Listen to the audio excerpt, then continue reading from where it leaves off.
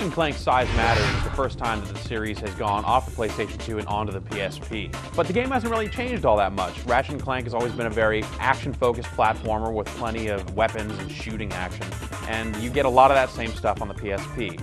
In Size Matters, the game opens with Ratchet Clank on vacation. They're hanging out on the beach, and this little girl walks up and she wants them to act heroic so she can snap some pictures for a school paper or something like that. So Ratchet runs off to go crush some robots, but of course the girl gets kidnapped and that sets them off on their adventure. Ratchet Clank on the PSP actually looks a whole lot like Ratchet Clank on the PlayStation 2, which is great. It was always a great looking game with a lot of personality, and the personality of the characters and the environments really comes across on the PSP as well. But the translation isn't without its flaws. The big thing about the PSP is that it just doesn't have enough buttons.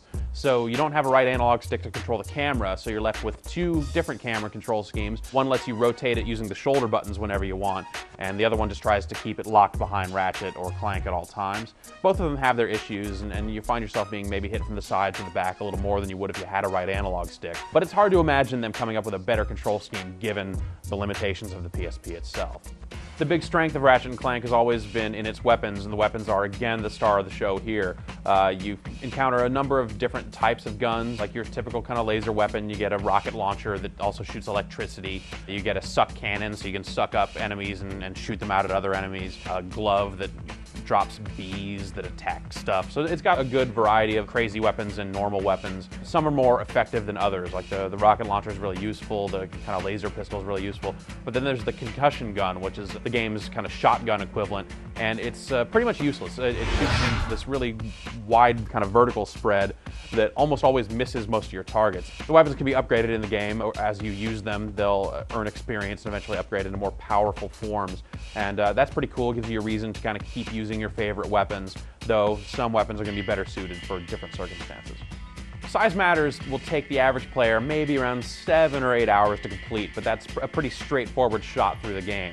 If you want to go back and collect every little piece of armor and purchase every single weapon and upgrade all your weapons and play all the mini games, that's going to take a little bit longer. On top of that, there is a multiplayer component to the game. You can play 4 players either locally or online over the internet. This has a variety of different modes, starting at deathmatch and getting into some more 2-on-2 team-based stuff.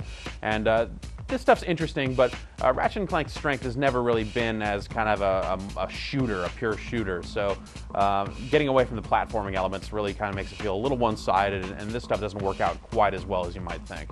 Ratchet & Clank Size Matters gets enough of the Ratchet & Clank experience onto the PSP that it's definitely worth playing for fans of the series. But even if you haven't played those other games, this is a charming platformer with some pretty good shooting, and it all controls reasonably well. So if you're looking for a straight-up action game that's going to keep you busy for a little while, Ratchet & Clank Size Matters is definitely something you should look out for.